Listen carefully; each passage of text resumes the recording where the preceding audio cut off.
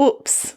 The diet recommendations from EAT-Lancet are nutrient deficient, especially for women of reproductive age.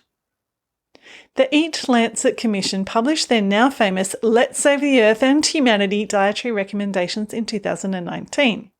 The diet they propose is designed to reduce the environmental impact of food production.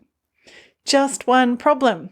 Women of reproductive age somehow got treated as a minority group by the boffins who developed the guidelines. Oops. According to new research, the diet is seriously deficient in iron and moderately deficient in zinc, calcium, and vitamin B12 for women of childbearing age. The creators of the dietary guidelines, a group of 37 scientists from 16 countries under the umbrella of the not-for-profit EAT-Lancet Commission, say their diet describes the first ever scientific targets for a healthy diet and sustainable food production within planetary boundaries that will allow us to feed up to 10 billion people by 2050.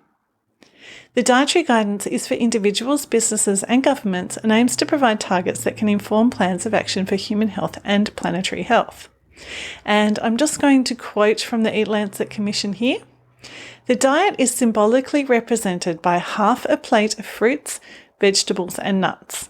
The other half consists of primarily whole grains, plant proteins, which are beans, lentils and pulses, unsaturated plant oils, modest amounts of meat and dairy, and some added sugars and starchy vegetables.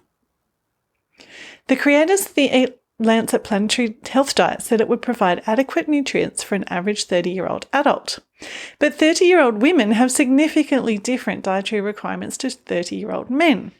The diet's creators did not recognise women of reproductive age as a separate population with different nutrient needs, according to this research. And that's the new research I've linked to in the post. The researchers explained that they decided to check if the diet was adequate for women of reproductive age, that's 15 to 49 years, because women of reproductive age represent a large share of the global population. No kidding. And this group also has increased iron requirements.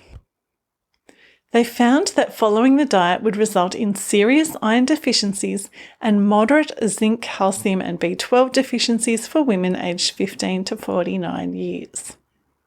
Sustainable food production relies on consumers making sustainable food choices. We all want to do the right thing for the environment, but we also need our dietary choices to support human health as well as planet health. The EAT-Lancet guidelines appear to accidentally imperil one for the sake of the other.